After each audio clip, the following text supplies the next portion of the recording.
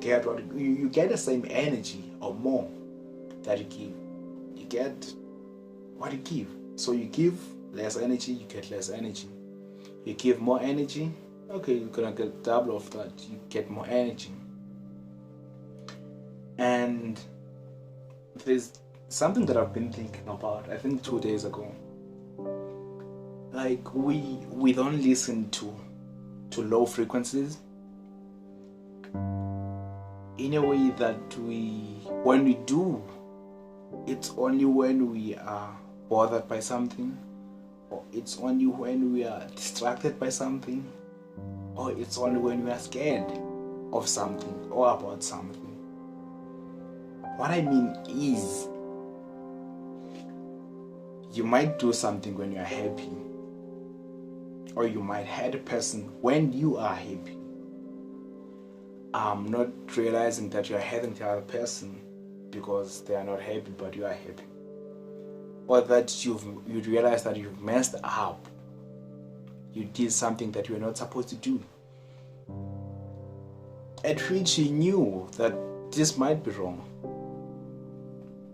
and then it's time, it's midnight, it's 12 o'clock, midnight, and then you start to think to yourself, why am I not falling asleep? And you think, oh man, I said this to who? To this person, and they were not okay, and I should try to apologize. That's when you listen to low frequencies, or you go like, I wasn't supposed to lose what I lost. Why did I lose? And then you realize that I was too eager to achieve something in a short period of time that I've been wanting for a very long time.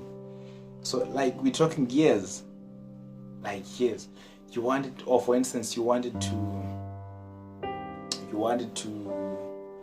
graduate in mathematics, and you wanted to do your masters, and you wanted to do your PhD, but then you, with your degree, you get a job with your degree, and it's paying you well, but you've got years of you wanting to do honors, masters, and PhD.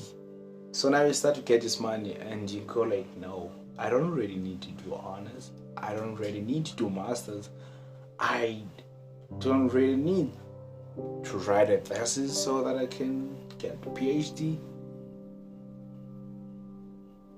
But after some times, you retire, you're 65, you're 70, and when you are in your deathbed, yeah, you're dying, you're lying there in the hospital, and you think, what have I done wrong in all these years? And it all comes back to you. It all comes back. I think I had this dream that I did not bring to life because I saw an opportunity that I'd grow my wealth, or that it's the first time that I'm earning this much money in my entire life, in my family, in my community. No one has ever made this much money per month. And you start to think to yourself that, I don't know, I'm good, I can manage it well. But then you do something that you regret. You do something and there's no way that you can go back like 30 years early, or 45 years early to fix that. It's just gone. It's gone and you're dying. But you regret. That's what I hate about life. That's what I hate. So whatever thing that I'm doing, I know it might hurt me at the moment when I'm thinking about it. It might hurt people around me, close people to me, like my family, friends. And they might hurt. They might get ahead without understanding them why I'm doing the things that I'm doing.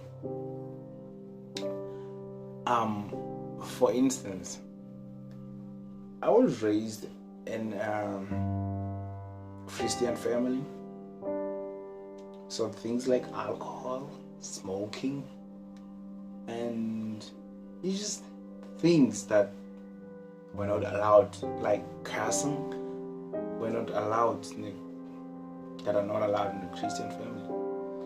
But now I drink alcohol. Sometimes I smoke. I used to smoke weed. I don't anymore. And I curse. But then my point is, my mom, when she can hear me cursing, or she'd see me drinking alcohol, or when she'd see me smoking cigarettes, she wouldn't understand why that is. Because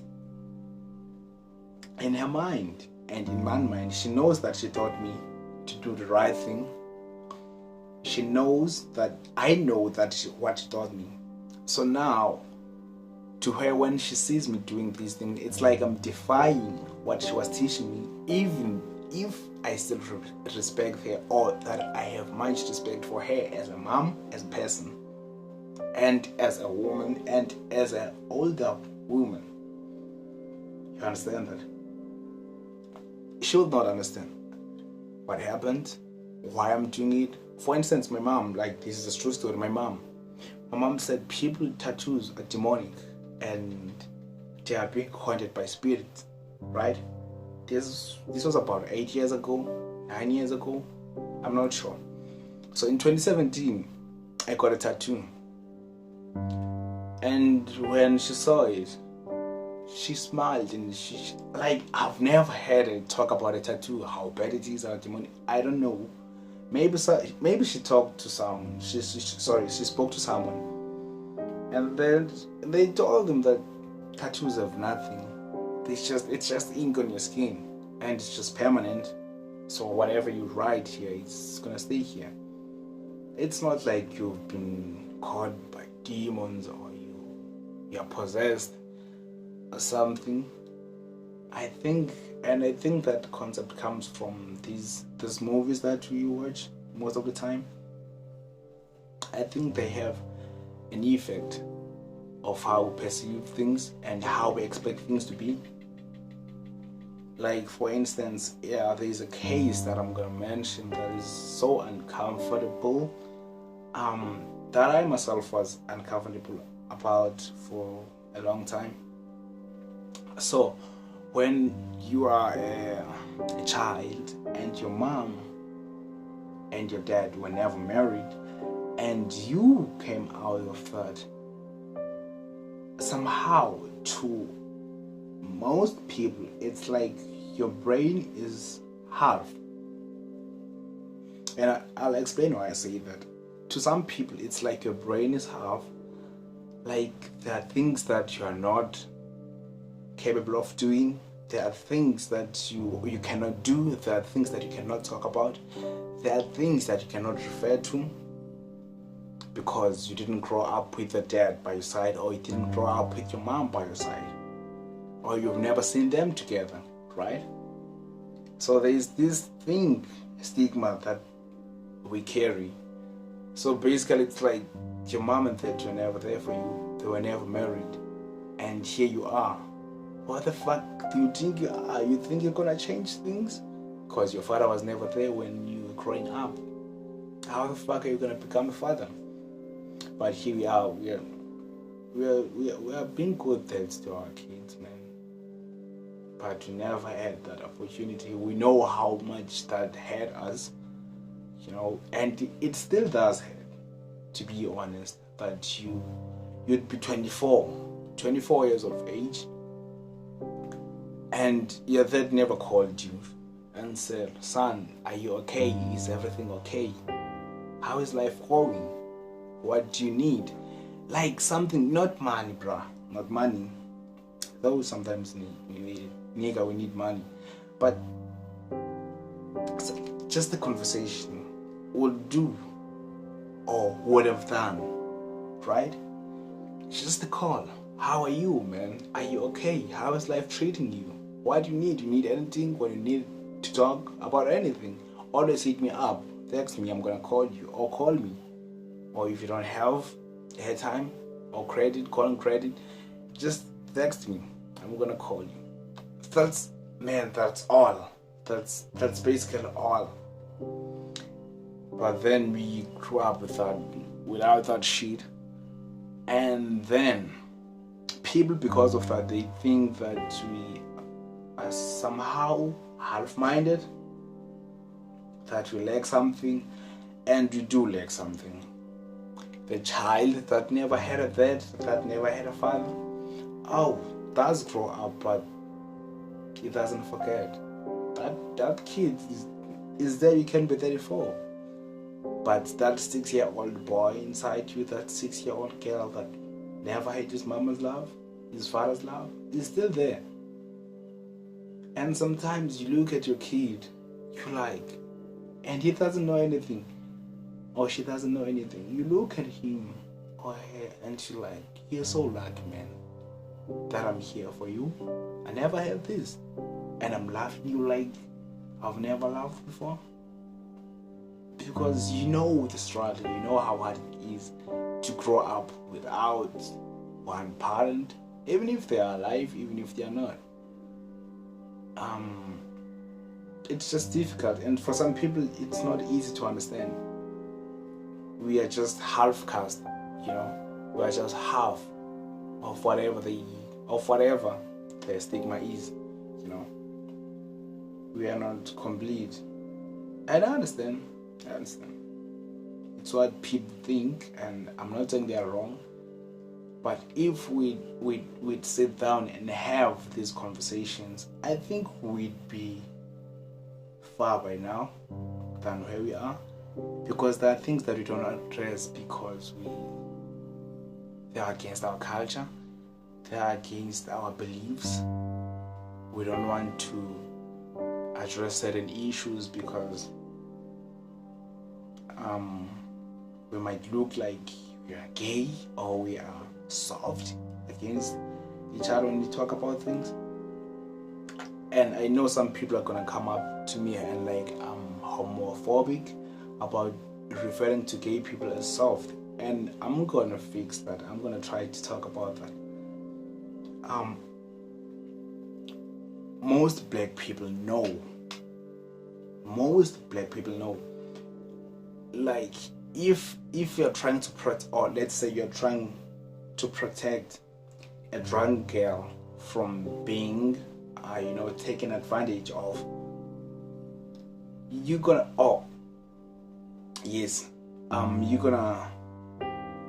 protect this girl because she's drunk, or it so happened that you two are drunk, so you take her home. She sleeps on your bed, you sleep on the sofa or something, or you sleep on the floor. One of your friend comes in the morning, knocks, opens the door, and he sees you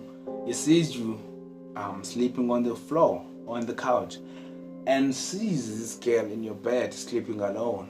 And then he's gonna ask you, did you sleep with her? And you say no. Oh God, what the fuck, are you gay, man? Why didn't you? You saw how drunk she was, sorry. And it's like, man, would you have liked that to happen to your sister? And it's like, no. So why would you like something bad to happen to someone else that you didn't want to happen to your sister? And you're gonna be called gay by a lot of people, including the police. Funny enough, including the police. You slapped a girl and you let a girl sleep in your bed and you laid on the floor for the whole fucking night. You're a punk, you're a chicken, you're so weak, you're gay. That's what I'm trying to say about the gay word, that is associated with weak men, actually, which is not true. I don't believe it's true. I don't have anything against homosexual people, bisexual people, like lesbians and gays. I have nothing against them. No, not at all. I don't hate them. I don't condone anything they do. But there's one thing about the LGBTQ community, or whatever it is. if you don't agree with whatever they're saying, we are homophobic. Like, if you don't agree with anything that they're saying, like, you're talking as a person to person, gender roles aside, like sexuality aside, you're having a conversation, a normal conversation, and then you disagree with them, they're gonna call you homophobic without even brushing a thing about sexuality at all, but you're gonna be labeled as homophobic. But then when they talk about like so-called like straight people, when they talk about them, they say whatever they like, because they know once you question them, they're gonna say you're homophobic. And that is like the thing that is happening in South Africa. It's like when South Africans voiced out, they are concerned about illegal immigrants, not legal immigrants, illegal immigrants that are so many in South Africa, especially in Durban, Johannesburg, Pretoria, and other parts of South Africa, including Cape Town, which is white, basically white state, white province, whatever we call it. So once South Africans voice out their concerns about illegal immigrants, other African countries, all other African countries, I mean all of them, they say that South Africans are xenophobic. They're gonna say that are xenophobic. But go to their countries. Oh, no, there's no illegal immigrant. There's not such thing. They document everything. Their borders are okay. There's not even a single South African that is illegal. And then when there's someone that is illegal, or let's say someone from Ghana went to Nigeria illegal, they're gonna get deported, and they're never called xenophobic.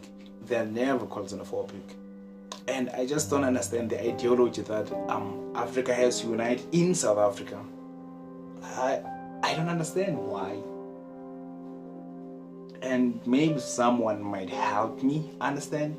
I just don't understand. Why can't you go to Morocco or Egypt or South Sudan or Nigeria, which is overpopulated, I think? And there's another thing that I saw on Twitter yesterday. So there was this post that I think was about food that white people usually eat, but they bash African food, and it's like it's jelly, with chicken and cheese and sweets and all stuff. And this Indian guy, on the comment section on Twitter says, even starving children in Africa wouldn't eat that. Bear in mind, he's Indian, from India,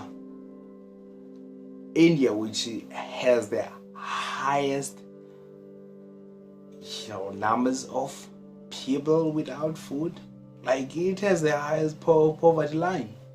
Man, I don't know if it's Nigeria or them, but it's number one. India's number one.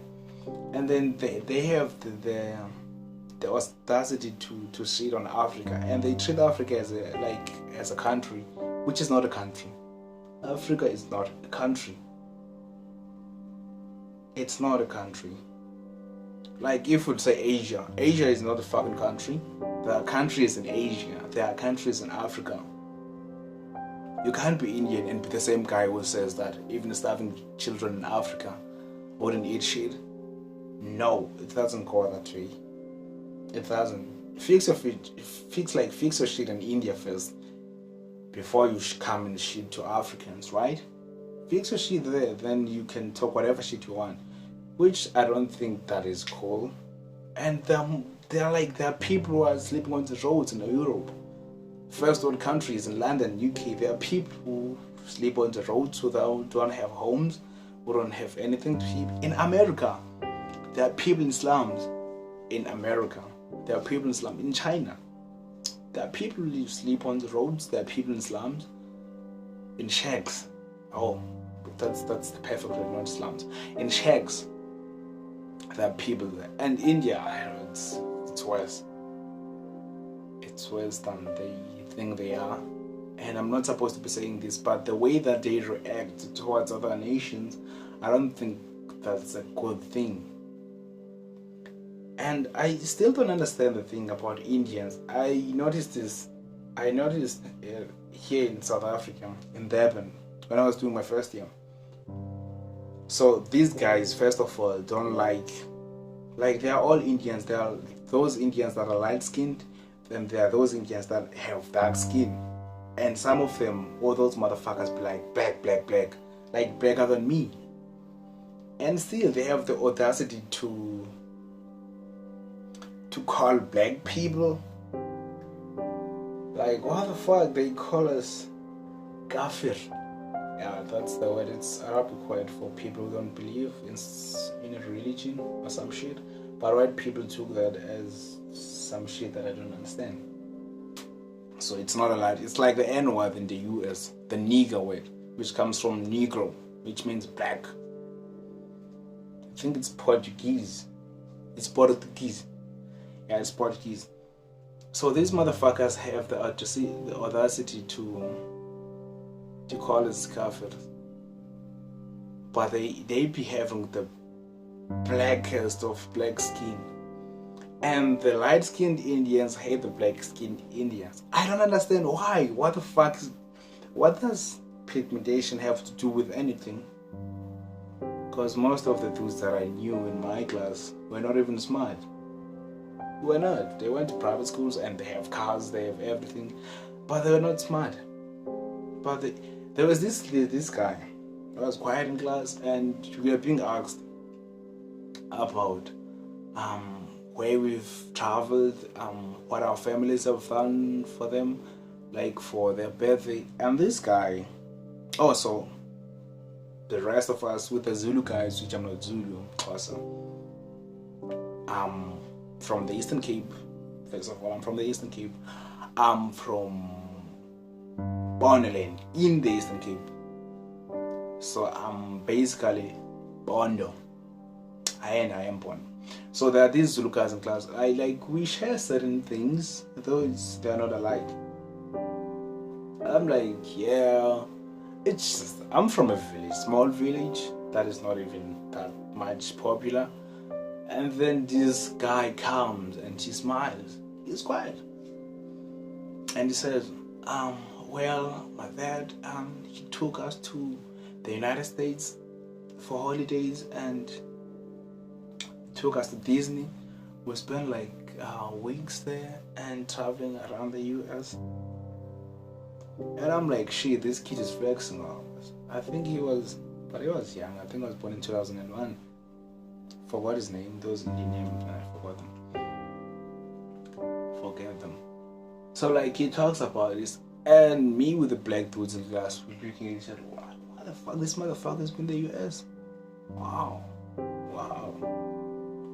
And we thought, oh, he must be brilliant, because that's what is going through our heads. And it was actually the opposite, because we expected him, since he comes from a rich family, or a family that can afford to travel around the world, at which we are not used to that. We are not.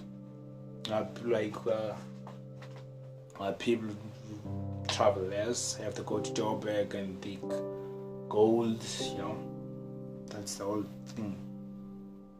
So we expected the guy to be brilliant in some way, which he was not. And I blame us, our stereotypes, that a certain status on someone puts the stigma. If you come from a poor family, for instance me, there are things that are not expected from me.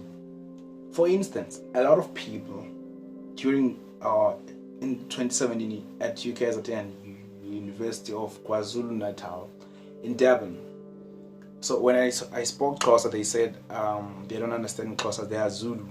I gotta speak Zulu. I know Zulu. I speak it fluently, but I didn't want to, because I knew that they know how to speak Xhosa, or at least understand it. So I'm like, okay, let's speak English. And then I started asking questions in English, and I'm like talking very fast. And this girl says, actually, we don't mind Xhosa if you're not gonna rush. I'm like, no, you said English, it's gonna be okay. So let's talk in English. And then they're like, how beslala, how? And then that's when I was like, no, man, no. There's no playing, Akirava. There's no playing. And then they asked me the rudest question that I've ever been asked by anyone. They said, which high school did you go to? I said, Greenville High. They said, that must be a private school. I said, no,